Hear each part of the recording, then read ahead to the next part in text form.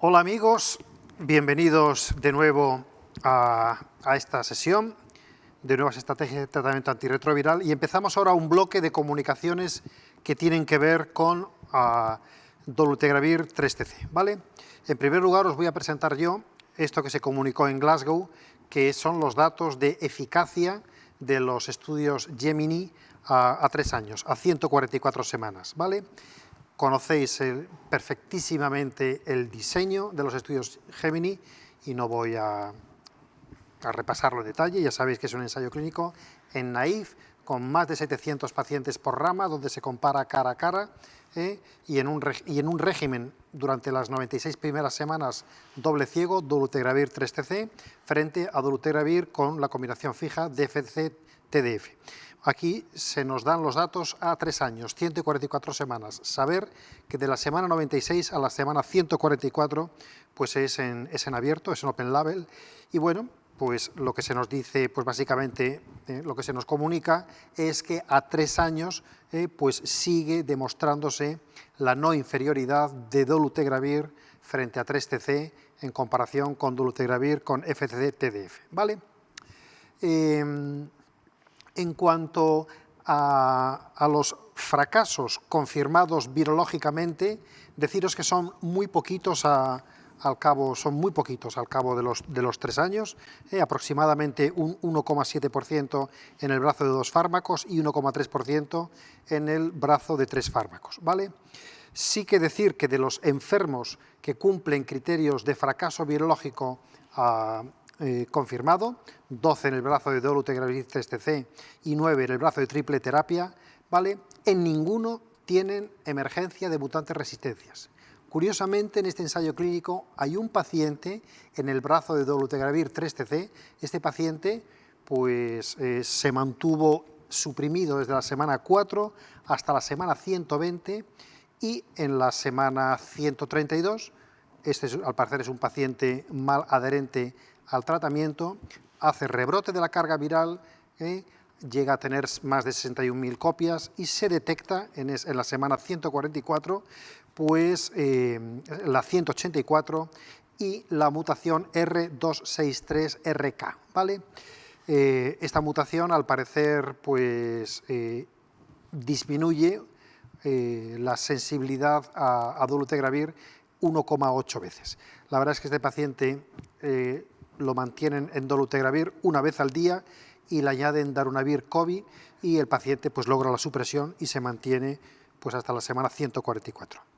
Desde el punto de vista de la eficacia virológica en función de la carga viral o la cifra de CD4, pues básicamente se reproducen los resultados que hemos visto en los diferentes puntos, 48 o 96 semanas, y básicamente es esa diferencia que, como veis, en las personas, una menor proporción de pacientes por snapshot suprimidos, perdón, no snapshot, con carga viral inferior a 50 copias en el brazo de 2 fármacos, 67%, frente al 76%, pero ya sabéis que la mayor parte de esto pues se debe sobre todo a pérdidas y razones que no tienen que ver con fracaso virológico, ¿vale? En cuanto desde el punto de vista de la seguridad, bueno, os lo resumo aquí, realmente hay un menor riesgo de efectos adversos relacionados con el tratamiento en el brazo de 2 fármacos. Recordar que en el brazo de triple terapia está tenofovir por medio. Y por otra parte, que se gana más peso en el brazo de doble terapia que en el de triple terapia. 3,7 kilos frente a 2,7 y lo mismo, hay TDF que, como luego veremos, no sabemos si es un fármaco que hace perder peso. Desde el punto de vista de los lípidos y los parámetros óseos, pues aquí sigue habiendo pues, significativamente diferencias favorables a la combinación de 2 fármacos, dolu-3TC, frente a la de 3 fármacos. Vuelvo a insistir en que hay tenofovir de por medio. Y desde el punto de vista de los lípidos, bueno, aquí pues el que sale, digamos, beneficiado es la pauta de triple terapia, pero lo mismo, aquí también hay tenofovir de por medio. José Ramón. Sí. Bueno, una pregunta que ha salido varias veces, o bueno, con el desarrollo de estas pautas dobles, incluido dolutegravir 3TC, he oído a muchos clínicos mencionar que sí, para el paciente que es muy adherente, porque hay cierta sensación de más seguridad con una pauta triple que con una pauta doble en la mente de estos clínicos. Entonces, para tratar de responder a cuál es la relevancia de la adherencia, se ha hecho este subanálisis de los ensayos clínicos Géminis, se ha presentado en AEDWeek y voy a ser breve. Aquí tenéis la carga viral y los CD4 dependiendo de las categorías de adherencia menor del 90%, en dolutegravir 3TC es un 5%, exactamente igual en dolutegravir TDF-FTC y más del 90% pues al revés. Y si veis la carga viral en estas categorías de tratamiento en el momento basal es muy similar, es 4,3 logs en los de menos del 90%, 4,35 en los de terapia triple y 4,39 en los de terapia doble. Y CD4, las CD4 también son muy parecidos, o sea que ni la carga viral ni los CD4 son diferentes en los basal, en los que luego van a tener adherencias de menos o de más del 90%. Y estos son la proporción de participantes con cargas virales menos de 50 en la semana 48, usando en la parte de la izquierda Snapshot o en la parte de la derecha la carga viral en tratamiento, la última carga viral en tratamiento. En las columnas completas tenéis dolutegravir, no están rayadas, dolutegravir 3TC en azul, con más del 90% de adherencia, y dolutegravir TDF con más del 90% de adherencia. Por snapshot, vamos a concentrarnos en el snapshot 93 versus 96, igual. Y en la rama que nos interesa, en el grupo que más nos interesa, que es en el grupo con menos del 90% de adherencia, que son las columnas rayadas, pues con dolutegravir 3TC 69%, 65% en la rama de dolutegravir TDF-FTC, aunque hay que resaltar que los números son pequeños porque hay una proporción relativamente baja de pacientes con adherencias menor del 90%. Si miramos los resultados del estudio, como estamos acostumbrados, pues este tipo de análisis de forest plot, y miramos lo que favorece en rojo a dolutegravir TDF-FTC y lo que favorece en azul a dolutegravir 3TC en más del 90% de adherencia, veis que todos los intervalos de confianza cruzan el cero, no hay diferencias estadísticamente significativas. En el menos del 90% de adherencia la estimación puntual favorece a dolutegravir más 3TC. Recordar siempre, yo creo que sé que luego en la discusión, incluso hablando del caso de resistencia, que en los estudios Géminis se dieron por separado dolutegravir y 3TC. En los demás del 90% de adherencia veis que la estimación puntual es 1,3%, si en lugar de snapshot hacemos la última carga viral en tratamiento, tampoco cumple, no hay diferencias significativas, y con menos de 90% de adherencia, con este otro análisis tampoco hay diferencias. En resumen, con al menos estos cutoffs de adherencia de más o menos del 90%, no hay diferencia en el impacto que tiene la adherencia en los resultados del ensayo clínico Gemini.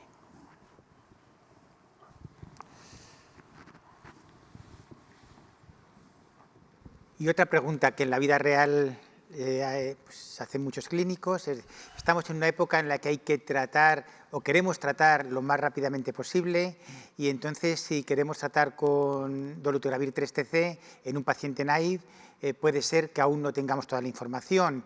Desde luego los estudios de resistencia suelen tardar algo más, pueden retrasar, y entonces saber hasta qué punto podemos empezar con esta pauta sin tener la información. Ya sabéis que las distintas guías también tienen algunos matices, en algunas exigen tener estudios de resistencias, en otras lo consideran deseable, pero se puede ver el resultado a posteriori. Para ver eso, pues, se ha hecho este ensayo clínico, que es el ensayo clínico STAT, que bueno, pues es un estudio de interés porque son los primeros datos que intentan responder a esta pregunta. Ahora, Como todos los estudios que se han hecho hasta ahora para valorar pautas en este escenario, acordaros con darunavir, cobicistat, el estudio Diamond, también se presenta algún dato con Bictegravir, son todos estudios no comparativos con un número relativamente pequeño de pacientes, así que la información, la calidad de evidencia que nos aportan es siempre limitada. Pero bueno, los podemos interpretar o ver sus datos como algo de información a este respecto. Desde luego, nada que puedas utilizar para hacer una recomendación exacta sobre usar o no usar en este escenario. En este estudio STAT, como digo, era un estudio de brazo único y abierto y que se considera piloto, a pacientes que se les ha diagnosticado en los últimos 14 días y los que no se dispone todavía de información de laboratorio, se les empieza con dolutegravir 3TC. ¿Vale?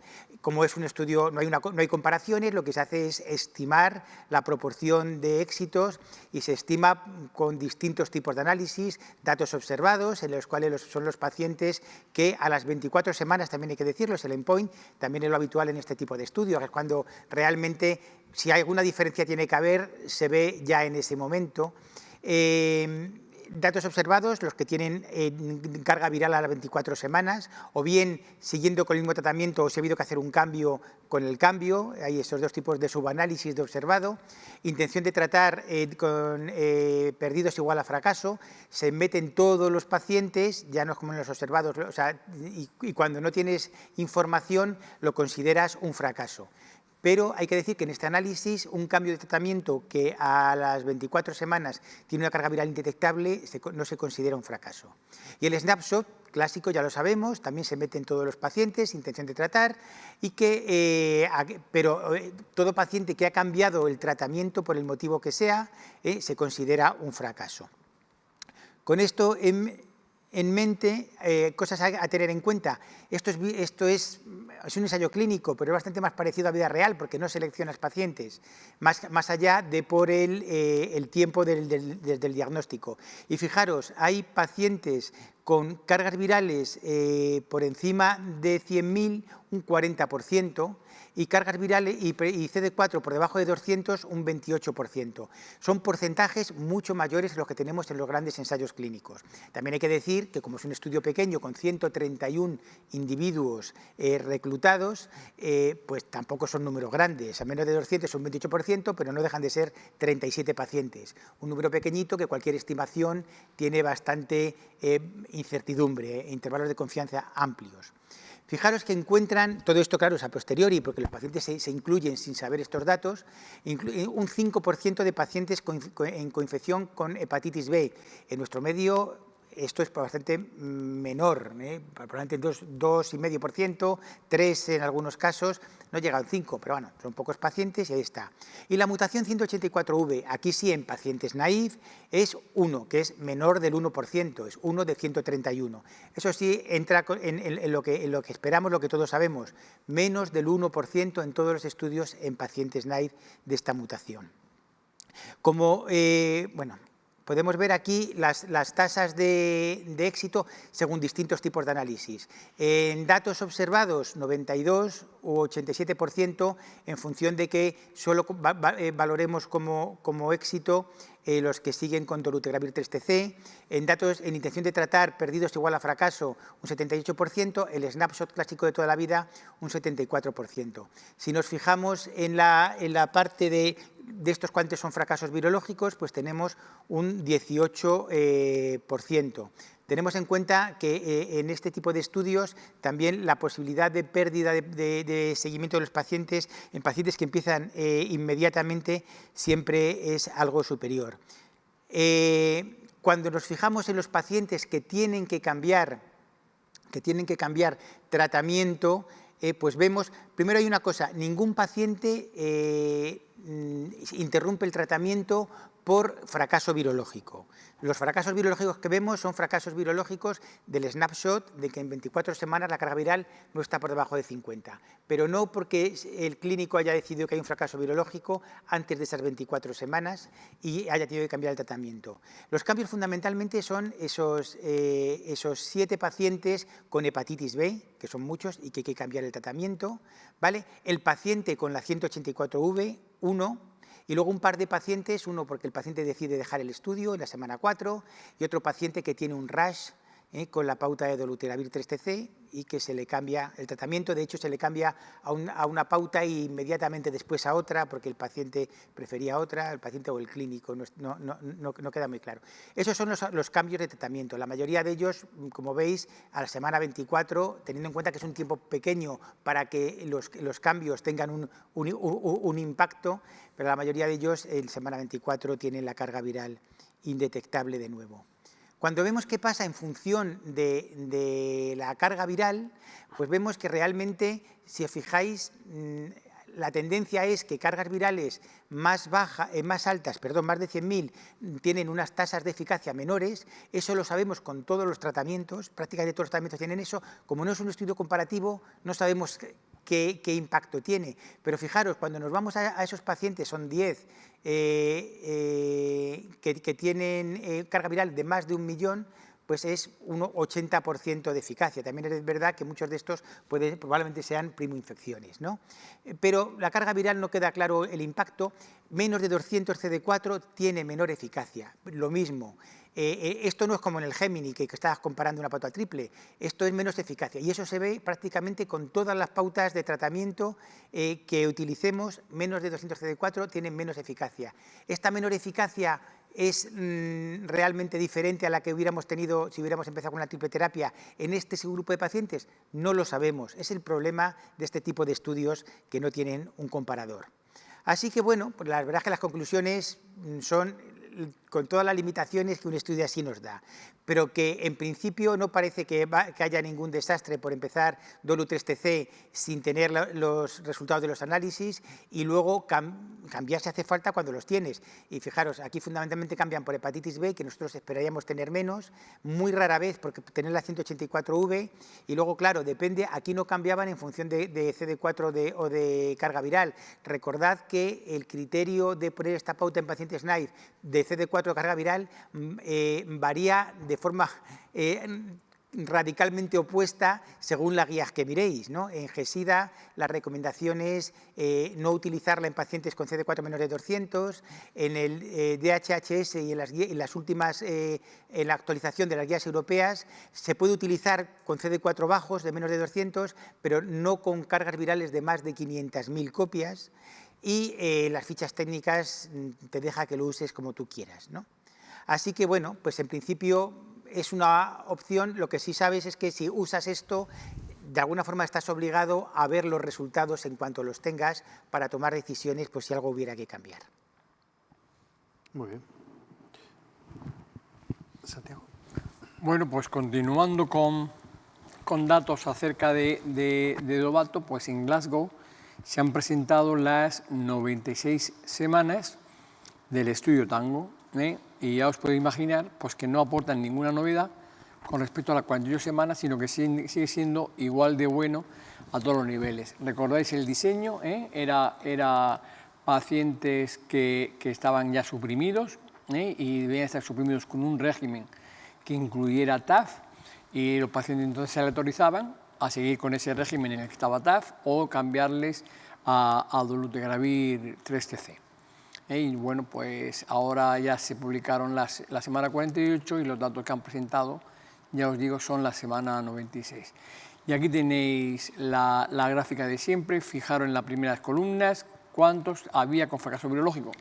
Pues menos del 1%, a la semana 96. Y tenéis luego pues cuántos alcanzan la carga viral indetectable, ya sea con la pauta doble o con la pauta triple de TAF, y que son tremendamente parecidas, ¿de acuerdo? Por tanto, no inferioridad demostrada de la pauta doble a la pauta triple. ¿Qué hay de los efectos adversos? Bueno, como la pauta doble, en este caso, es la que se introducía nueva, pues estamos acostumbrados a ver que en los estudios de switching, una nueva pauta que va a nuevos fármacos distintos, tengan un problema de tolerabilidad mayor, dado que estaban estables con la pauta previa que llevaban. Y eso se ve también aquí.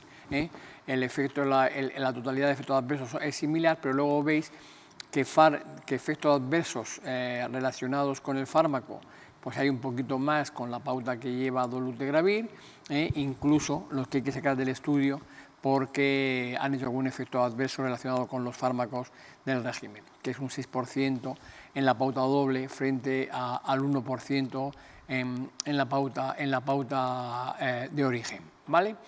Bien, eso tampoco es lo que lo conocíamos. Y en cuanto a los cambios que hay en algunos parámetros de laboratorio, pues específicamente se presentan aquí los del riñón, y veis en la gráfica de la izquierda que aunque al poner dolutegravir veis en azul que cae más el aclaramiento de creatinina, medido por el CK de EPI y basándose en la fórmula con creatinina, sin embargo, cuando hacen la estimación con la citatina C, pues veis que el aclaramiento de creatinina cae un poco más con la pauta previa que con la pauta de 3-cc dolutegravir. Y lo mismo pasa con los marcadores urinarios, en concreto la RBP creatinina es favorable también para la pauta doble. Y bueno, estos son los cambios en los lípidos que favorecerían de alguna manera a la pauta doble, en detrimento, aunque esto luego hay una comunicación específicamente de cambios metabólicos del tango en la que lo podemos discutir, más despacio. Por tanto, en resumen, es que a las 96 semanas en el estudio tango, haber pasado de un régimen que lleva TAF a un régimen desde dolutegravir mantiene la supresión virológica, se asocia con algo más de toxicidad atribuible al cambio a dolutegravir y produce alguna mejoría en algunos parámetros de laboratorio, renales y metabólicos. Doctor. Pues continuando con el estudio tango, en el Congreso del Verano, en el EIS 2020, pues se presentó el estudio metabólico, el subestudio metabólico del estudio tango, ¿vale? Ya ha comentado Santi el diseño, no voy a insistir. Si acaso sí ver en obviamente es un ensayo clínico, aleatorizado, son comparables, y resaltar en este estudio que el 80% de los pacientes incluidos, ¿vale?, vienen de un inhibidor de la integrasa, y de hecho, pues el inhibidor de la integrasa es el vitegravir cobicistat, ¿vale? El 12% son rilpivirinas, vienen de rilpivirina con TAF, y un 7% pues vienen de darunavir potenciado, un 7%. O sea que realmente todo lo que vamos a hablar aquí, mayoritariamente, pues vamos a ver lo que ocurre en aquellos pacientes que hacen un switch mayoritariamente en pautas basadas en el vitegravir, cobicistat y TAF, ¿vale? Deciros que desde el punto, aquí veis los parámetros metabólicos en el momento basal, y esta tabla que podéis repasar luego cuando lo descarguéis. Deciros que, como no podía ser de otra manera, o suele ser, pues basalmente los parámetros metabólicos son pues similares en los dos brazos. Desde el punto de vista del peso, lo mismo, básicamente el mensaje es que la ganancia de peso no es muy importante, es mínima, y además no es diferente entre los dos brazos de tratamiento, hasta semana 48. Si nos fijamos en los lípidos, aquí veis en la primera columna globalmente, en la segunda columna el subgrupo potenciados, es decir, el vitegravir, y en el tercer grupo el vitegravir y daruna, y en el último grupo las rilpivirinas, ¿no?, que como veis son numéricamente más pequeños. Pues básicamente lo que sí podemos observar es que globalmente aquí se observan cambios favorables a cambiar a dolu 3-cc en comparación a mantener la triple terapia con TAF, pero esto cuando lo segregamos entre regímenes, gente que venía de regímenes potenciados, no potenciados, vemos que esto es estadísticamente significativo únicamente en aquellos que vienen de regímenes potenciados, aunque es posible que haya un error tipo 2 en los unboosted, ¿vale? Desde el punto de vista de la hemoglobina glicosilada, de la glucosa y de la insulina, bueno, la hemoglobina glicosilada y la glucosa, en ayunas los cambios son mínimos y son comparables entre las dos pautas, y en cuanto a la insulina, pues probablemente los cambios aquí son favorables a la gente que cambia a Dolu3-TC en el subgrupo de pacientes potenciados, ¿vale? Y aquí veis un poquito pues, cuál es el riesgo de resistencia insulínica a 48 semanas, y veis que el riesgo de resistencia insulínica pues, es menor en la gente que cambia a Dolu3-TC que la que se mantiene en regímenes de TAF, ¿vale? Entonces, en conclusión, pues, entre los pacientes que están suprimidos con pautas basadas en TAF, pues el cambio a Dolu3-TC se acompaña pues, de una ganancia de peso mínima en ambos brazos, y en el subgrupo de pacientes que estaban en una pauta de tratamiento antirretroviral potenciada, es decir, el bictegravir potenciado o darunavir, pues aquí sí que el cambio desde el punto de vista de los lípidos, de la insulina, pues favorecen al grupo de Dolu3-TC con un menor riesgo de resistencia insulínica. Si queréis, podríamos hacer una discusión inicialmente basada a lo mejor en los dos ensayos clínicos, ¿no? En los Gemini y en el Tango, y luego discutimos, si queréis, el estudio STAT, ¿vale? Vale. ¿Queréis que comentemos primero dos o Muy tres bien. preguntas sobre Dolu3-TC? Sí, sí. Yo creo que el Gemini, bueno, pues a los 3 años, que en estas pautas que son novedosas, yo creo que, aunque a veces cuando nos dicen un nuevo análisis de 3 años clínico, pues un poco nos aburrimos. Yo creo que estos son relevantes porque son pautas novedosas, ¿no? Ha habido que esperar 3 años para ver el primer paciente con resistencias, ¿no? Mi impresión es un paciente que debía tener una adherencia muy mala, porque es raro, no sé qué opinaréis, que tomándote algo de dolutegravir rebotes a 61.000 copias, ¿no? 61 Que golpes. te mantengas prácticamente desde la semana 4 Y en la hasta la semana 120. Y en la siguiente determinación tiene menos de 50, y la siguiente tiene una la sensación de que no solamente es una adherencia muy mala, probablemente un abandono temporal, seguido de una adherencia errática. Es decir, Y a lo mejor selectiva, ¿no? Selectiva.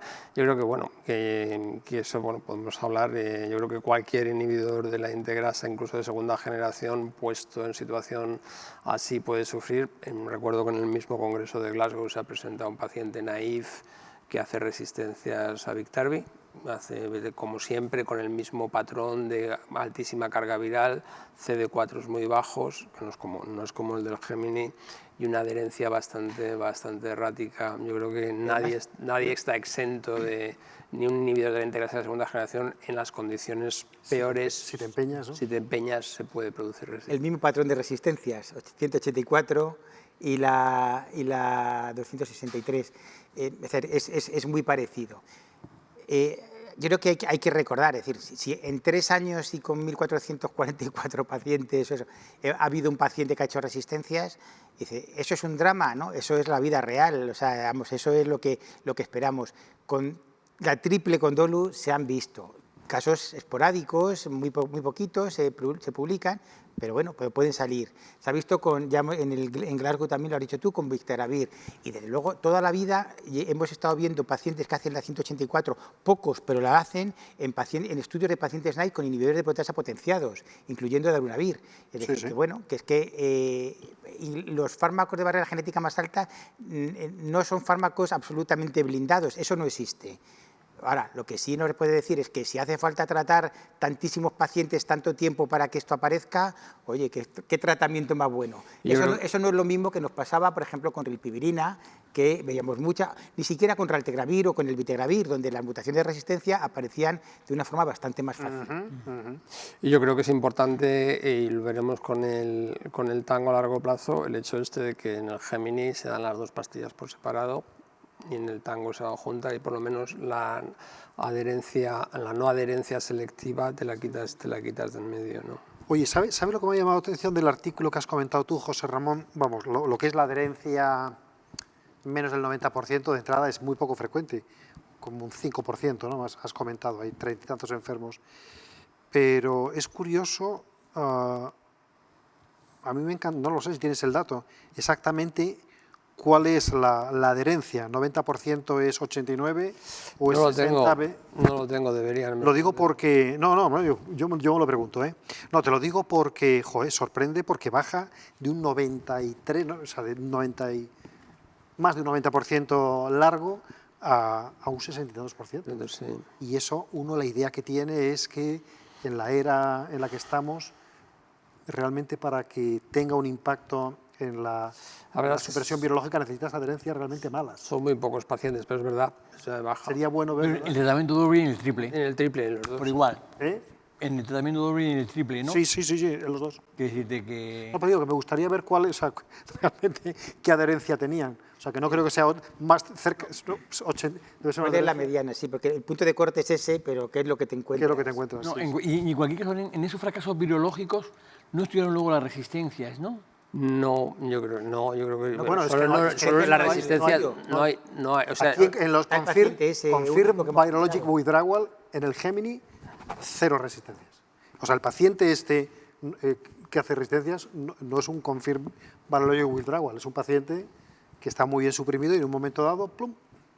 Sí, no es un fallo o sea, es un fallo virológico por snapshot, Creo es un fallo virológico por protocolo, porque exigiría la confirmación, esa carga viral tan alta no se confirma, la siguiente es menos de 50, y luego tiene 2 detectables, pero de bajo nivel. yo creo que esos datos los han presentado las trayectorias de los fracasos virológicos, no de los rebotes en el Gemini, y eran muchos de una adherencia y luego volver a bajar, recuperar la adherencia, y yo creo que antes de las visitas críticas vuelve la adherencia y no se contabilizan en el snapshot.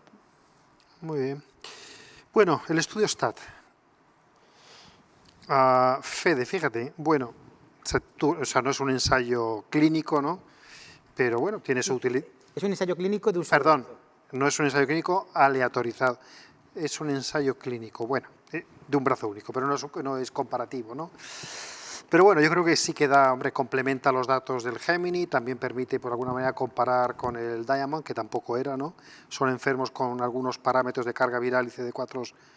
Pero fíjate, o sea, viendo las 3 cosas que nos importan, o sea, cuando tú ves a un paciente y lo tratas a ciegas, con esta pauta y en este contexto te importa el virus B, y aquí se identifican a 5 pacientes que tienen hepatitis B, realmente cuando se enteran los cambian y no hacen resistencia a la mibudina. La otra cosa es la 184V, ¿no? ven 1 y curiosamente en el momento en que hacen el switch a triple terapia porque tienen el paciente está indetectable, y la otra es la carga viral alta, otra cosa Me que parece que le cambian a Dolur-Rilpi. Sí. Dolur-Rilpi, que no sé si te está. Sí. Y luego la otra es la carga viral alta, ¿no? Realmente en este estudio hay 29 pacientes que tienen más de 500.000 y hay 10 pacientes que tienen más de 1 millón de copias, probablemente reflejando. Y bueno, pues tampoco es que se vea demasiado, ¿no? No, hombre, yo creo que, vamos a ver, el problema de este estudio, al no ser comparativo, es que todos estos datos pueden ser interpretados como botella medio llena, medio vacía. Es decir, la gente que dice, yo no voy a usar esto, puede usar estos datos para decir, no, porque puede haber una hepatitis B, porque puede tener la carga viral, porque pueden tener los CD4, porque puede tener la 184V, aunque sea poco y tenga poca importancia. La gente que se encuentre a gusto con estos datos dice, ¿lo ves? Si no hay ningún problema, es decir, si luego lo miras, lo vas a tener en un tiempo razonable, si en las 4 semanas posteriores tú tienes esa información, probablemente no pasa nada. Es verdad, por ejemplo, que de la hepatitis B, el problema de la hepatitis B, que aquí es lo mayoritario en los cambios, que son 7 pacientes, realmente el problema no sería que el tratamiento antirretroviral no funcionara, sería el problema sobre la hepatitis B. Sí. Y la verdad es que yo no he visto que hayan dado datos de qué pasa con las cargas virales de la hepatitis B simultáneamente. Sí. Pero por lo que conocemos del manejo de la hepatitis B, el dar la mibudina, solo la mibudina durante un mes... 100 miligramos. que esto que sea para la hepatitis B. Aquí sean 300. Sí, sí, pero darlo durante un mes o 2 meses no, pasa, no debería pasar nada. Pero yo creo que hablamos de resistencias al cabo del año. esto en Estados Unidos están muy focalizados en el tratamiento el primer día porque tienen el problema de la adherencia a los cuidados, a seguir en las consultas enorme.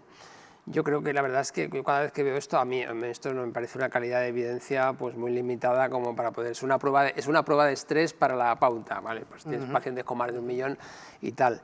Pero que yo siempre digo que en una enfermedad que vamos a tratar de por vida, pelearnos por los 6 primeros meses, de que si 3 o 2, si le quieres dar 2, pues esto dice que probablemente no estés haciendo ninguna locura, pero vamos, te quedas más tranquilo. Hombre, si le ponemos en abogado del diablo, hay 6, están los de hepatitis B que tienes que cambiar. Los fracasos virológicos aumentan cuando aumenta la carga viral por encima de 100.000. Sí, sí. ¿No? De 90 y pico, 70 y pico.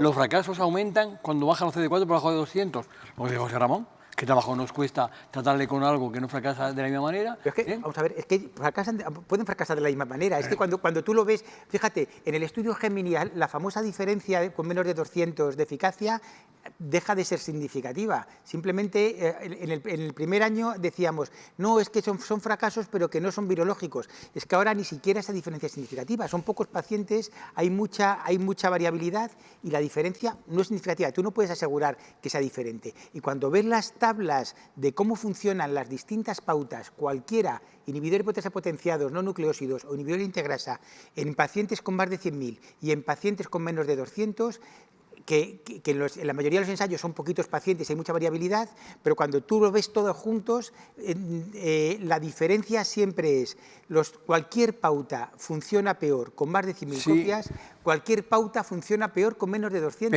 Pero con Biktarvy o con Triumec no pasa esto y baja de 90 y pico a 60 y pico. Y baja de 90 y pico a 60 y pico con CD4. Perdona que te corrija, Santi. Creo que tenemos que ser cuidadosos. Con Biktarvy, de los 2 ensayos que hay fase 3 en pacientes NICE, en uno con menos de 200 tiene el 100% y en otro tiene, creo que es un 79%, un 80 y poco. Es decir, que hay variabilidad. En la misma pauta en 2 ensayos. Con dolutegravir tienes en el ensayo que se compara con Biktarvy un 100% con menos de 200, pero tienes en otro ensayo en el que con triple terapia, con Triumec, con menos de 200 tienes un 67%.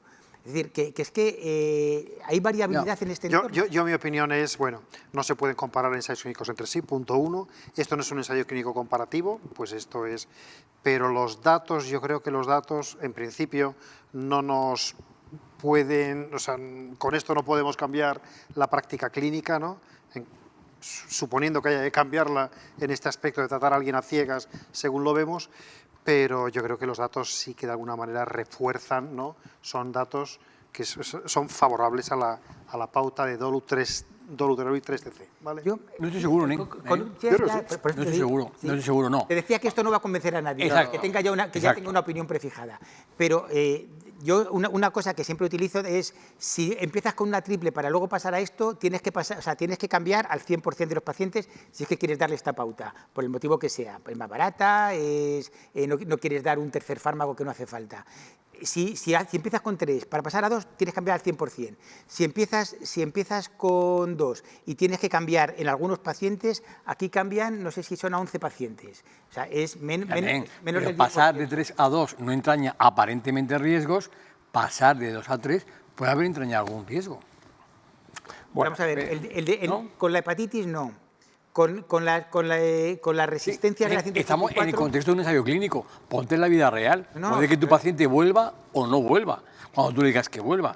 Que decirte, no, dice Juan, esto soporta. No, yo he dicho que soporte. Digo que esto... Apoya. Fortalece a la pauta. O sea, has hecho un ensayo clínico, un ensayo clínico de un solo brazo, hombre, y estás viendo...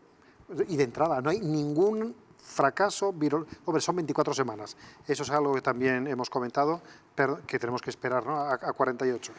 Pero en principio no se ha visto. Es un estudio, 100 pacientes, 24 semanas. Yo creo no comparativo, sigue existiendo. Yo creo, en la vida real también hay una cosa que te encuentras, es la hepatitis B, No sé cuántos tardan en vuestros hospitales, pero vamos, yo de un día para otro la tengo segurísimo, si es que no la tengo ya antes porque la ha hecho el médico de cabecera.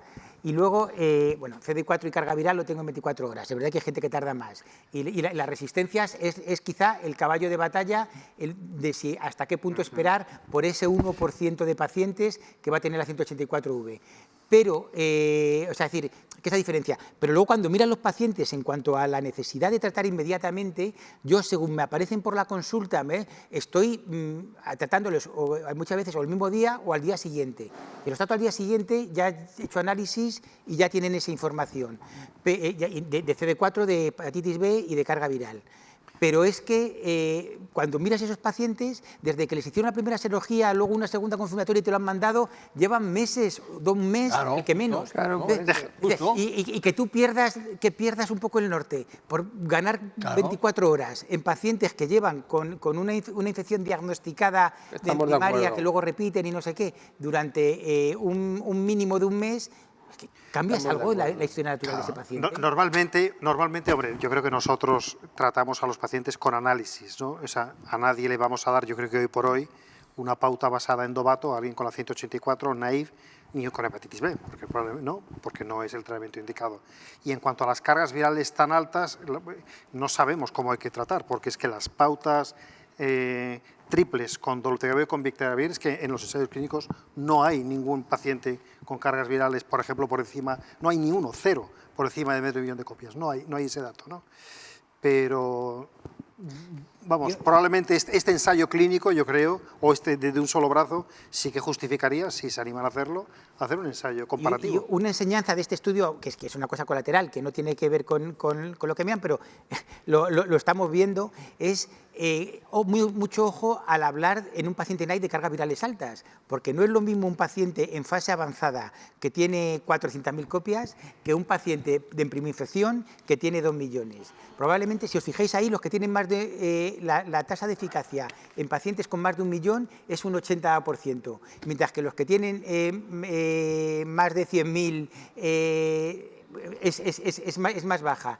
¿Qué quiere decir eso? Que probablemente es que la carga viral en una primoinfección importa poco, porque es que va a bajar hasta por sí sola. Entonces, probablemente eso no es un marcador de peor respuesta de tratamiento. Ya no digo de digo de todos. Mientras que las cargas virales altas en un paciente con CD4 bajos y tiempo de evolución es un marcador de peor respuesta con este tratamiento y con todos. En fin, son las cosas de cuando discutimos estudios que no tienen un brazo control, como tú decías. Pues amigos, pasamos ahora al último bloque que tiene que ver con inhibidores de la integrasa y ganancia de peso y aumento de grasa, y le paso a José Ramón. Bueno, este es uno de los estudios de los que más se ha hablado en los últimos 2 años, es el estudio ADVANCE, que se presentó en el Congreso Mundial de SIDA este verano, la semana 96, y el que quiera detalles está publicado ya es Lancet HIV o Lancet Infectious Disease, Lancet HIV, es Lancet HIV, está publicado ahí en Lancet HIV. Bueno, es un estudio muy importante, es un estudio fase 3 que compara en pacientes naïf que no tienen tuberculosis o no están embarazadas y tienen un aclaramiento de creatinina más de 60 en Sudáfrica, territorio proclive a las resistencias primarias a no nucleósidos, no hay genotipo basal, y se randomizan a dolutegravir FTC-TAF, dolutegravir FTC-TDF o la pauta clásica de Favirenz FTC-TDF. El endpoint primario es la carga viral por intención de tratar, menos de 50 a las 96 semanas, missing equals failure, y un margen de no inferioridad de un 10%. Hay otros endpoints, resistencia, seguridad y ganancia de pesos, que es lo que se ha hecho más famoso a este estudio. Aquí tenéis unas características basales muy diferentes de los estudios fase 3 de registro que vemos en Europa y en Estados Unidos, una mediana de edad de 32 años, pero un 61% de mujeres en alguna de las ramas, fundamentalmente mujeres, y obviamente raza negra. El BMI basal está pues, en 24 y los CD4 ahí no son tan diferentes, no son un estudio tan avanzado, el NAMSAL es más avanzado, son alrededor de 300, 340 y por encima de 100.000 copias un 23%, tampoco son pacientes muy avanzados. El estudio sí que tiene este hallazgo que luego ya nos focalizaremos en el peso, pero que no deja de ser algo sorprendente. Se habla de tasas de resistencias primarias a los nucleósidos en Sudáfrica de un poco más del 10%, y si vemos a 96 semanas, las tasas de eficacia para las dos ramas de dolutegravir son 79 y 78, y efavirenz mantiene el tipo a un 74%, incluso, como digo, en este contexto de resistencias primarias a no nucleósidos. De hecho, cuando hablan de resistencia emergente, quiere decir pacientes que no tenían la resistencia en el momento basal, entonces se focalizan en pacientes que tienen datos de resistencia en el momento basal y en el fracaso virológico, pues en la pauta de dolutegravir y FTC-TAF tienen 12 fracasos virológicos con este dato que puedan tener datos de basal y del momento del fracaso. No hay nadie que haga mutaciones. En la pauta de dolutegravir FTC-TDF hay 2 pacientes que tienen mutaciones a nucleósidos o hay 2 pacientes anucleósidos, son 284, y en la pauta de efavirenz-TDF-FTC sí es verdad que hay más tasas de resistencia, hay 10 pacientes con resistencia a no nucleósidos y 13 pacientes si mezclamos nucleósidos o no nucleósidos. Estos resultados son esperables, una eficacia global parecida, pero es verdad que en el fracaso más resistencias, como cabía esperar con efavirenz que con dolutegravir. Lo que ha captado la atención de todo el mundo que nos dedicamos a VIH son los aumentos de peso, insisto, en esta población fundamentalmente femenina y de raza negra.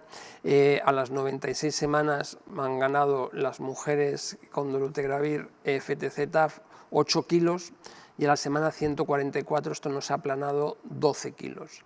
En los hombres, en esta pauta, son casi la mitad, 5 kilos a la semana 96, 7 kilos a la semana 144. Esto se ve amortiguado cuando en lugar de TAF va TDF, es 4,6, que es la mitad, y 7,4 en mujeres, y en hombres 3,6 y 5,5. Y cuando van juntos TDF y efavirenz es cuando hay el menor aumento de peso, 3,2 kilos en mujeres a 96, comparar con los 8,2 kilos en TAF, FTC, dolutegravir y 5,5 kilos versus 12 kilos. En hombres el incremento de peso con esta pauta es probablemente el mismo que podríamos ver en población no infectada con VIH. Cuando se hace la pregunta, porque tienen un subgrupo que se les hace DEXAs, qué tipo de grasa aumenta, pues hay una diferencia entre mujeres y hombres. El incremento, que en general es grasa subcutánea distribuida en miembros y en el tronco, las mujeres ganan significativamente más grasa que los hombres. Ahí tenéis en la masa magra en miembros y en troncos y la grasa en miembros y en tronco. El mensaje es que ganan sobre todo grasa y ganan más grasa las mujeres que los hombres. Cuando tratan de correlacionar esto con parámetros metabólicos y ven el síndrome metabólico emergente, realmente a 96 semanas es una población joven. Solo hay diferencias entre la pauta de dolutegravir FTC-TAF y la pauta de efavirenz FTC-TDF cuando juntan todos los participantes. Sí parece que son los números mayores en mujeres que en hombres, pero como digo, solo hay una P significativa cuando incluyen todos los participantes entre la pauta de TAF, FTC-dolutegravir y la pauta de efavirenz FTC-TDF. Bueno, pues en las conclusiones, pues es importante, 96 semanas no hay diferencias significativas en la supresión virológica en pacientes sudafricanos que inician tratamiento con estas 3 pautas. Las tasas de eficacia de menos de 50 son altas a las 96 semanas en las 3 ramas. La emergencia de resistencias, como cabía esperar, es mayor en la rama de Favirenz.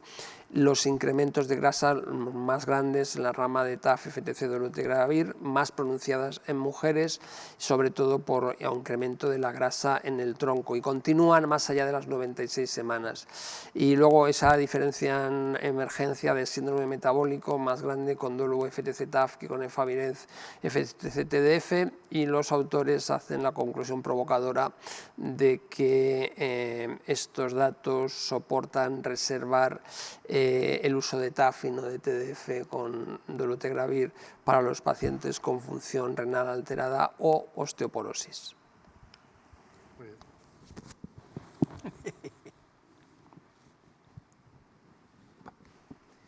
Bueno, pues este es otro estudio que tiene algunas características, pero también tiene diferencias del anterior.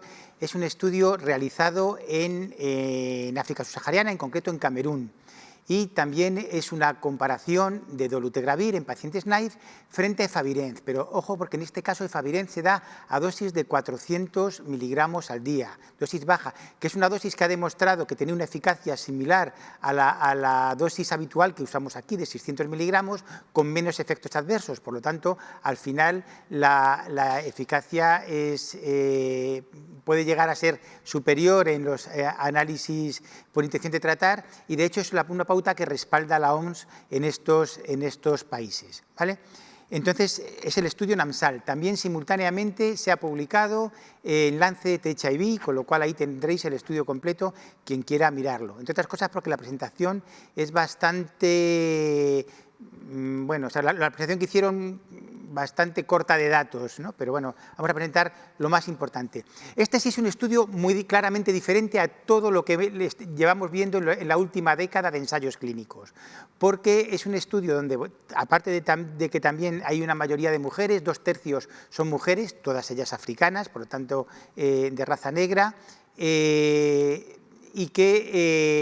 pero sin embargo, cuando miramos la proporción de pacientes con CD4 bajos es bastante más alta que la que vemos en los ensayos habituales, ¿no? Vemos que con menos de 200 CD4 tenemos en el total 1/3 de los pacientes, y con cargas virales mayores de 100.000, pues tenemos entre más de 100.000 y más de 500.000, pues una mayoría de los pacientes, 2/3 de los pacientes en general tienen más de 100.000 copias. Con lo cual es una población claramente más avanzada, y en una población con este tipo de datos esperamos resultados siempre peores. La cuestión es diferentes. Entonces, el objetivo del estudio es buscar la no inferioridad, pero ojo, porque al igual que en el estudio anterior, y es una cosa que hay que tener en cuenta, aquí lo que se está viendo es, en estos países, la pauta estándar era Efavirenz, y están intentando cambiar a la pauta que recomienda la OMS de dolutegravir, y quieren ver si la pauta nueva es no inferior a la pauta antigua. Aquí ya tenemos dolutegravir como pauta de elección, y probablemente este tipo de análisis ya no nos aporta nada. Tendríamos que ver si son equivalentes en todo caso, pero, o en este caso de pauta de 400 de Efavirenz, si es no inferior a dolutegravir. Pero no, aquí lo que se está probando es si dolutegravir es no inferior, y dan ese margen del 10%, de excluir diferencias de un 10% superiores de Efavirenz, y si la excluyes, dolutegravir es no inferior. Vale, veis en la gráfica de la izquierda cómo en el global de pacientes las tasas de respuesta son muy parecidas, un poquito por encima dolutegravir, pero las diferencias no son significativas, y además se confirma la no inferioridad de Efavirenz en este contexto de Efavirenz de dolutegravir con respecto a Efavirenz. Dolutegravir es no inferior a Efavirenz. Y en la gráfica de la derecha se ven separados por más y menos de 100.000 copias, y cómo las tasas de eficacia con más de 100.000 copias también son menores, con esa pequeña tendencia a mejor dolutegravir. De hecho, el estudio dice que con más de 100.000 copias dolutegravir es no inferior a efavirenz, pero probablemente no hubiera podido decir que efavirenz es no inferior a dolutegravir, pero no es eso lo que miran. En cuanto a resistencias, esta tabla es muy compleja. Entonces, yo quizá decir que había pacientes que tenían resistencia basal a efavirenz, ¿vale? De los más de 600 pacientes, pues había en total 37 pacientes que tenían resistencia basal a efavirenz. Si nos fijamos, la parte de arriba es la rama, vamos, la columna de la izquierda es la rama de dolutegravir, la de la derecha de efavirenz, la parte en blanco son los pacientes que tenían resistencia basal y cuántos de ellos han hecho resistencia, o sea, cuántos de ellos han hecho fallo virológico. Y vemos que ninguno de los que tenía resistencia basal en las primeras 48 semanas, que es la parte de arriba con dolutegravir, tiene fracasos virológicos, ni hace nuevas mutaciones de resistencia adquiridas, que eso es las franjas azules. Las franjas azules son las resistencias adquiridas en los que tienen fracaso virológico.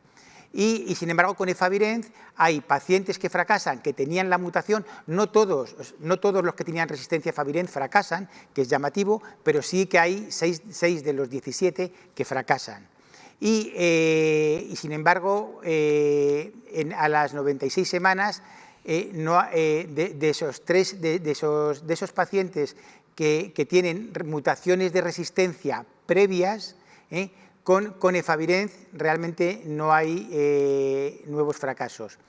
Con dolutegravir no hay nada de nada, aunque aparecen esos tres, son 3 pacientes que tenían resistencia basal a efavirenz y que fracasan en el segundo año, pero fracasan sin nuevas mutaciones de resistencia.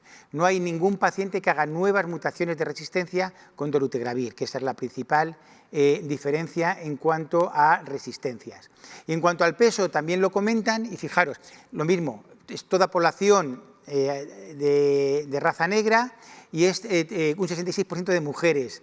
Entonces, tenemos aquí la gráfica de las mujeres a la derecha, la de los varones a la izquierda. Las mujeres ganan más peso.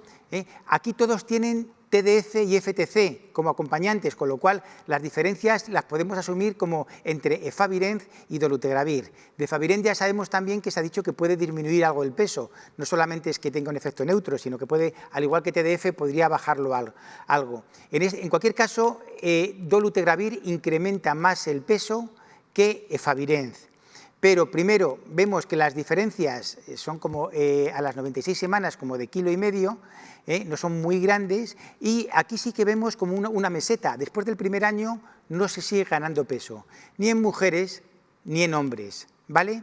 Y esas diferencias son las que vemos al primer año, y la verdad es que, teniendo en cuenta que es una población que es la que más peso gana, que son pacientes NAIF y que son pacientes en fase muy avanzada, que también hay un efecto de recuperación a peso normal, la verdad es que estas gráficas no llaman tanto la atención como inicialmente habían llamado o como han llamado las del Advance. Así, las conclusiones que dolutegravir es no inferior, eso lo podíamos casi todos asegurar, a un régimen con efavirenz de 400 miligramos, que no hay emergencia, no aparecen nuevas mutaciones o mutaciones de resistencia a dolutegravir en las 96 semanas en esta población tan avanzada y con cargas virales altas, y que, bueno, pues como ya sabemos, siempre que usamos un inhibidor de integrasa, la supresión viral es más rápida. También hay un poco más algo más significativamente más ganancia de peso con dolutegravir que con efavirenz. Estupendo. Santi. Muy bien, pues lo que voy a presentar ahora pues pone un poco más de luz en el asunto, investigando aquella cuestión del aumento de peso en pautas que llevan dolutegravir en mujeres, y en este caso con una gran parte de ellas siendo blancas, y es un ensayo clínico. ¿Os acordáis del estudio ARIA, que es el ensayo que específicamente dolutegravir hizo en mujeres? Y en los tiempos, porque acordáis, había poquitas mujeres en los ensayos de registro de dolutegravir, y hicieron un estudio específico que fuese en mujeres. Y ese fue el estudio ARIA. Y entonces, en aquellos tiempos, Triumec se comparó con lo que era el estándar de tratamiento en mujeres, que era Truvada con atazanavir rito. Entonces, Esa es la distribución de las poblaciones, que el interés no está en buscar diferencias, porque es un ensayo clínico aleatorizado, sino yo quería llamar la atención lo que decíamos antes. Tenemos más o menos un 40% en cada brazo de mujeres que son blancas, negras, y también un 45%, una proporción, por tanto, de mujeres blancas y negras similar en los dos estudios. Cargas virales moderadas y CD4 también moderados. Basalmente el peso estaba moderado, más bien gorditas, como ven ahí, con un BMI por encima de 25. Chicos, esta es la gráfica que muestra cómo fue el peso en las mujeres que recibieron dolutegravir o en las mujeres que recibieron atazanavir rito. Y diferencia entre los dos es dolutegravir, atazanavir rito, y es abacavir frente a TDF. Como veis, al cabo de 48 semanas han ganado más peso las mujeres que llevaban abacavir y dolutegravir que las que llevaban TDF y atazanavir rito. Algo más, 1 kilo, 200 gramos al cabo de esas 48 semanas. Cuando ellos analizan cómo ha ido el peso, en concreto en el brazo de dolutegravir, cómo ha ido el peso en las mujeres que tenían el seguimiento hasta la semana 96, nos llama la atención. La ganancia de peso a un año, son 99 mujeres, como veis, la ganancia de peso a un año es de 1,3 kilos, que yo creo que esto es casi constante en todos los ensayos clínicos con cualquier cosa, ganar 1 kilo al cabo de un año. Y luego siguen ganando, pero fijaros que lo que ganan en el segundo año es mucho menor, son solamente 600 gramos, 700 gramos que se ganan en el segundo año, tendiendo por tanto a ese aplanamiento de ganancia en la curva de ganancia de peso. Si esto es retorno a la normalidad o es algo más, no sabemos. Miran cuáles son los factores, en concreto los factores que se asocian con haber ganado más de un 10% de peso. Y para resumirlo, no sale que el llevar o no llevar dolutegravir influya en esto, y incluyen datos como el peso basal, la raza negra, también sale en esta población americana, sale la raza negra, sale la carga viral basal y salen los CD4 basales. Cuando miran en vez de 10%, solo tenéis en el texto escrito a la izquierda, cuando miran en vez de 30%, miran ganancia de peso del 3% o de 5%, pues en ese caso las diferencias entre los dos grupos son un poquito mayor, pero parece que tampoco significativas, ¿de acuerdo? Y aquí lo que nos vienen a expresar, y aunque no se lee bien porque es chiquitito, pero ahí lo que nos vienen a expresar es, comparando el brazo de dolutegravir con el atazanavir rito, los factores estos que hemos identificado, de qué manera influían.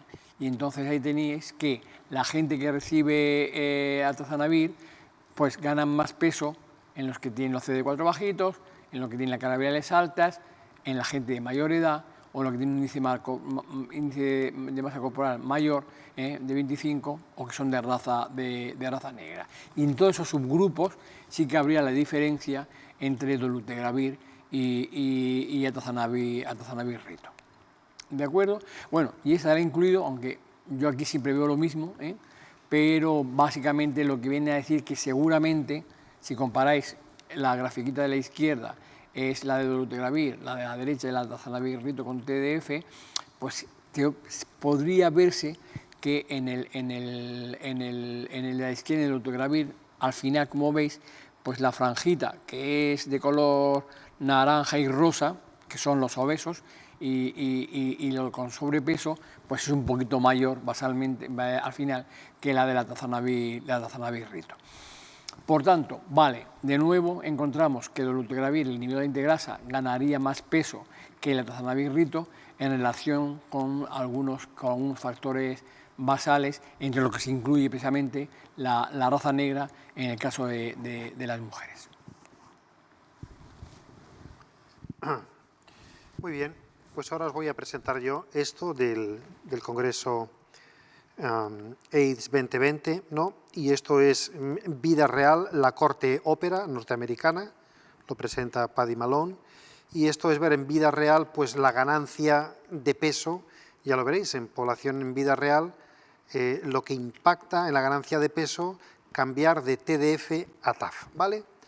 Y este es el diseño del estudio ópera. Deciros que estos son datos de historias clínicas electrónicas de aproximadamente más de 100.000 personas en 65 ciudades, 19 estados, y calculan que aproximadamente están metidos en el ópera un 8% de la población americana infectada por el VIH, ¿vale?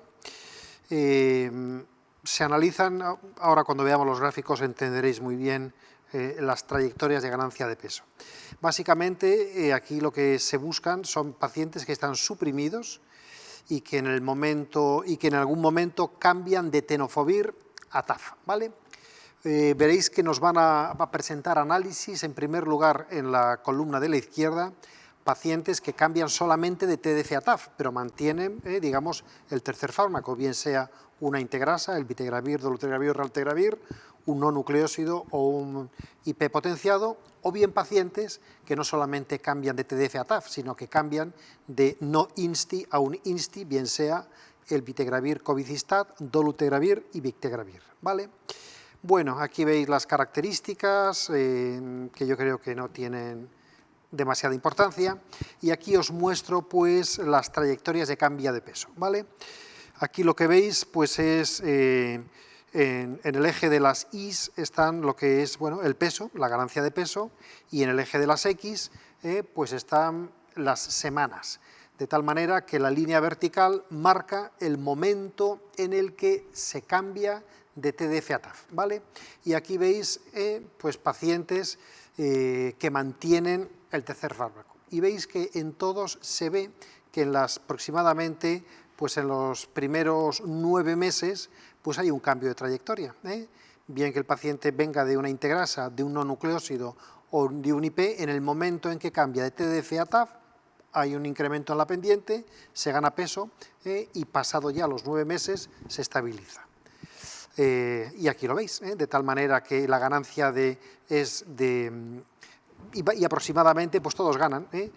Si veis cómo la ganancia de peso de 60 meses a 0, o sea, de menos 60 a 0 es de 0,42, 0,66, 0,31, y pasado los 9 meses del cambio, 0,29, 0,20, 0,11, en esos primeros meses la ganancia es de 2,64, 2,25 y 1,98, ¿vale? Aquí vemos lo que ocurre, aquí están pues superpuestos, bueno, estos son los pacientes que cambian no solamente de TDF a TAF, sino que cambian también, pues,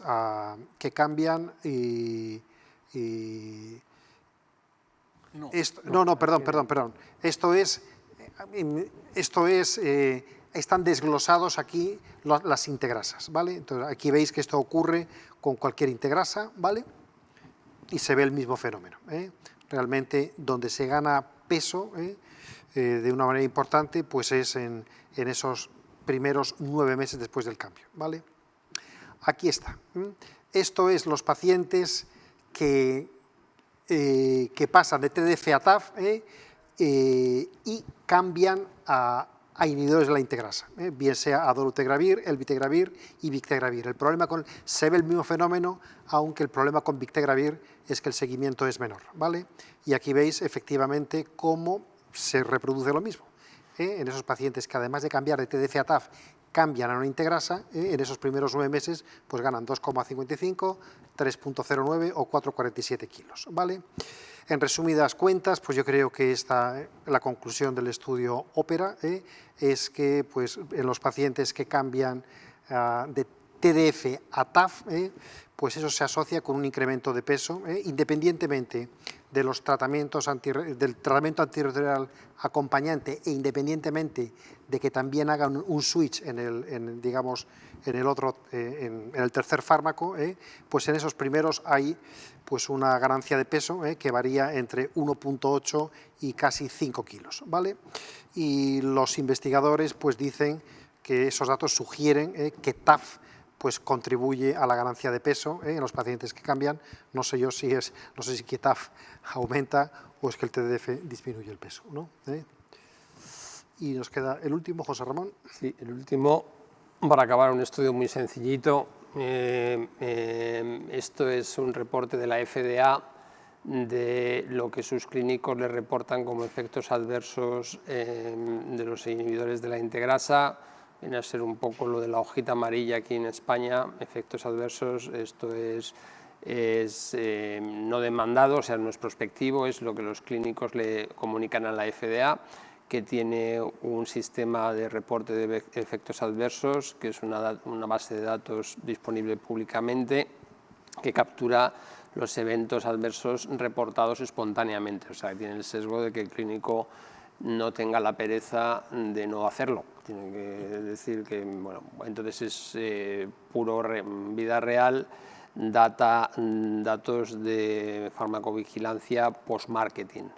Y bueno, aquí los reportes de ganancia de peso, el odds ratio para cualquier inhibidor de la integrasa es 2,16, para Victegravir es 6,82, dolutegravir 1,86, el Vitegravir 1,63 y Raltegravir 3,29. Para hiperglucemia o diabetes mellitus, cualquier inhibidor de la integrasa está significativamente aumentado, 1,20, para Victegravir 1,23, para dolutegravir 1,28, el Vitegravir no es significativo y tampoco es significativo para Raltegravir, que curiosamente en otras cortes había salido como asociado a diabetes. Conclusiones muy limitadas por las características del estudio, que en este tipo de reportes espontáneos a la FDA, la ganancia de peso se asoció con todos los inhibidores de la integrasa, la hiperglucemia y la diabetes mellitus se asoció con Victegravir y dolutegravir, que si no lo habíamos oído, que los clínicos debemos estar atentos al aumento de peso con los inhibidores de la integrasa y los efectos metabólicos, y que hacen falta más estudios. Pues podemos estar de acuerdo, o sea, muy simple. Muchas gracias. Pues si queréis comentamos ahora. Yo voy a empezar por el ópera. Yo, si fuera editor de la revista Hermandad, no les dejaría poner la segunda conclusión como la han puesto. No, así no, lo has dicho tú. Claro. Los datos son compatibles tanto con que TAF haga algo como que TDF deje de estar haciendo algo. Y yo creo que a medida que se acumulan datos, sobre todo por los estudios de DOLU3TC, y los estudios de profilaxis preexposición, volviéndonos al IPREX, empieza a parecer que TDF tiene un efecto, llámalo amortiguador, protector, lipolítico, que se asocia sobre todo cuando das, como decía Fede, cuando das efavirenz, que ya lo hemos visto también, los metabolizadores lentos de efavirenz ganan menos peso. Entonces yo creo que ahí, mi opinión es que TAF se está llevando un San Benito que probablemente no esté justificado. Vale. Luego, perdón.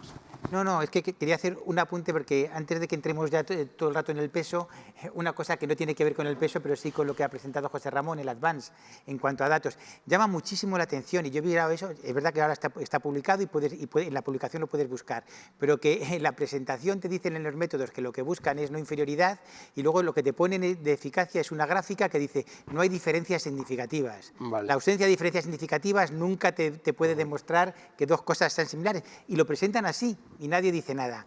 Cuando lo miras en el artículo, sí que demuestran la no inferioridad de dolutegravir con respecto a efavirenz, pero nuevamente hay que fijarse en ese detalle. Dice el estudio, fíjate, efavirenz va muy bien. No, ojo, dolutegravir va muy bien. Dolutegravir es no inferior a efavirenz. No hubiéramos podido nunca afirmar lo contrario. Efavirenz en ese estudio no demostraría la no inferioridad frente a dolutegravir. De hecho, ese estudio nunca demostraría la equivalencia entre ambos tratamientos. Y es más, si tú juntas las dos ramas de dolutegravir y la comparas con efavirenz, al no tener que hacer comparaciones múltiples, la comparación es más robusta y dolutegravir sale superior. O sea, desde un punto de vista de... Pero Fede, sin embargo, claro, siguiendo eso que tú dices, en el NAMSAL que tú decías, con lo que se compara dolutegravir teóricamente para demostrar una inferioridad es con una pauta no aprobada de efavirenz, que se compara con efavirenz 400 miligramos. Todo el mundo percibimos que, de hecho, lo que se quería demostrar es si, dado que dolutegravir había ganado Efavirenz por culpa de la toxicidad de Efavirenz con 600, rebajando la dosis a 400, que es menos tóxico y mejor tolerado, demostraba la no inferioridad. O sea, que la pauta aceptada es la estándar, a la dosis estándar con la que está aprobada. Pero es que Efavirenz es la experimental. Son 400 miligramos. Sí, yo añadiría más. Por ejemplo, del estudio que habéis presentado, la no inferioridad, salvo este comentario que tú has hecho, pero si nos miramos, el fracaso de resistencias es 6 o más veces en los brazos con Efavirenz que los no Efavirenz, y en concreto, en el estudio NAMSAL es el doble en comparación con el Advance, lo que es el fracaso con Efavirenz y emergencia de resistencias. Es bastante alto, cerca de un 6%. No, pero si no vamos a discutir si el conviene Dolutegravir o Efavirenz, por Dios. No, pero digo como un detalle, es decir, para valorar luego lo que vamos a comentar, que es la ganancia de peso. Es decir, que no hay inferioridad, pero que incluso en estos ensayos clínicos lo que es el fracaso acompañado de resistencias es un problema que no aceptaría, aceptaríamos claro, eso. Lo que pasa es que en Sudáfrica, si tú trabajas en Sudáfrica, ahora tienes que plantear, porque luego hablaremos del peso, que probablemente la relevancia en nuestro medio es menor, pero el dilema en Sudáfrica es que tú prefieres ese momento de fracasos virológicos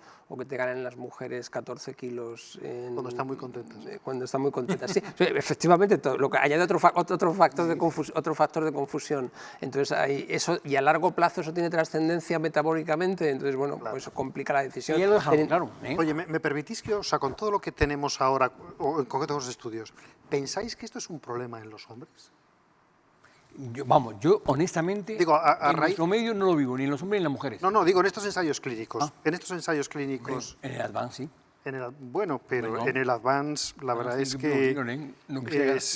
Bueno, ha habido otro que no lo hemos seleccionado, pero yo creo que ha estado muy bien también el estudio de Kaiser permanente, que compara, que por primera vez mete un control VIH negativo, que es el VIH negativo. Está claro que los pacientes VIH ganan más peso que los VIH negativos a lo largo del seguimiento, independientemente si empiezan en peso normal, en sobrepeso o en obesidad. Claro. O sea, eso está claro. Ganan algo más de peso, o sea, el retorno a la salud con un plus o el retorno a la normalidad. Y luego, claramente, yo creo que se establece que, bueno, pues que en mujeres de raza negra esto en el área se demuestra. Pero para volver a los hombres, o sea, tú decías, en el Advance, Santi, en el Advance, a semana 96 ganan los de Efavirenz, hombres, 1,4 kilos, y los de Dolutegravir con TDF, ¿no?, que realmente allí es lo que probablemente se use, es 3,6 kilos en 96 semanas. ¿Y el TAF con Y el TAF son 5,2 kilos. Por eso es que 5 kilos ya son 5 kilos, ¿no? Bueno, pues ya, pero 1,4, o sea, que todos ganan, ¿no?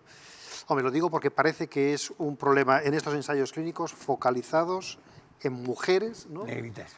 Y el área, una cosa, en el área Santiago, claro, nos indica que la raza negra, la carga viral alta y el peso basal, pero el peso basal... En sentido contrario. En sentido contrario. O sea, lo más delgadita, claro, que apoyaría el retorno a la normalidad, ¿no? Dice, las más delgaditas ganan más peso que las más gorditas. Yo sí lo que veo, en el área la cosa está un poco más confundida porque Abacavir también tiene un cierto efecto protector. En el metaanálisis de los análisis de los ensayos de Gilead también tenía un cierto efecto protector y por eso a lo mejor no sale Dolutegravir como factor, porque está comparando dos pautas en las que Abacavir protege contra el aumento de peso en el análisis de Paul Sachs y TDF también, más TDF que Abacavir, ¿no?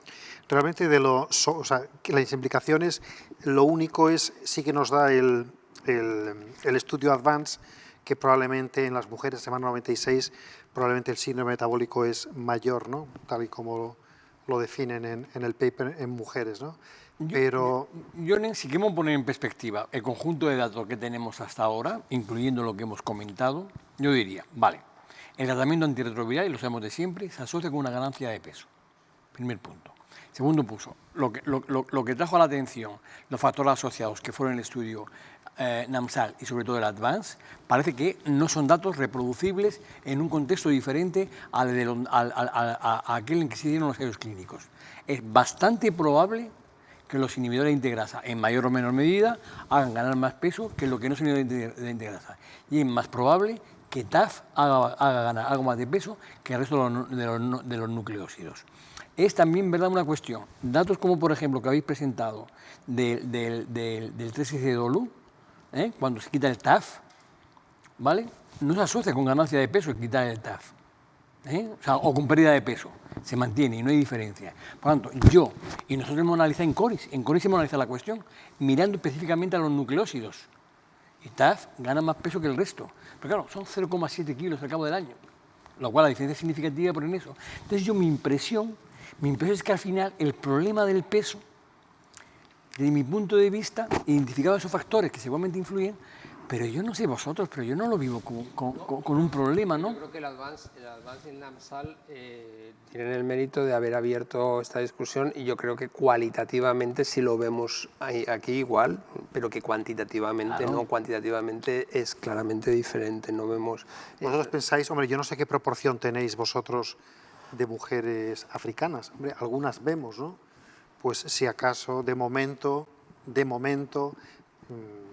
uno se plantearía el problema en esas mujeres, pero siempre pensando qué va a hacer uno. No va a dar una integrasa de segunda generación, porque vamos a dar un de la proteasa, vamos a dar uno nucleoso sabiendo que los fracasos pues se traducen luego en emergencia de resistencia. O sea que yo creo que es estricto. Viene una CTG muy grande de Switch para demostrar esto, que yo creo que es adoravirina, con TDF y FTC, o continuación, no me acuerdo, son 3 ramas, pero viene una CTG muy grande, porque ahora mismo no podemos, basado en datos no podemos hacer nada. Pero yo ni tampoco me encontré la necesidad de modificar la pauta que lleva un paciente por culpa del peso. Es que necesitamos No, so pero, what. pero es verdad que después de todo este riego de datos y de información y de sospecha, te llega un paciente que te dice, es que estoy ganando mucho peso, y te llegan esos pacientes, y como esté con un inhibidor de integrasa, o como esté, ya empiezas a plantearte y le cambio, ¿no?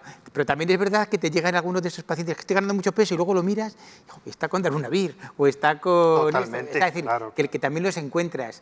Pero bueno, es verdad que si luego siempre hablamos de medias o de medianas en estos ensayos, pero luego hay pacientes que pierden, pacientes que ganan y pacientes que ganan mucho. A lo mejor los pacientes que ganan mucho hay que plantearse, aparte de cambios en los estilos de vida, de dieta y de otra serie de cosas, a lo mejor en un momento determinado te tienes que plantear para pacientes concretos, no como norma de actuación, a veces cambios de tratamiento antirretroviral.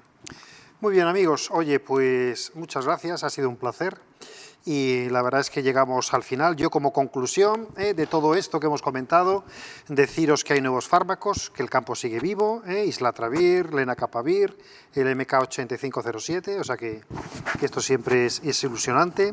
En segundo lugar, hemos presentado, yo creo que datos que nos permiten conocer más a fondo cómo funcionan los long acting, la versión 1.0, cabotegravir, rilpivirina como tratamiento antirretroviral y cabotegravir en PrEP, que parece que es una opción estupenda.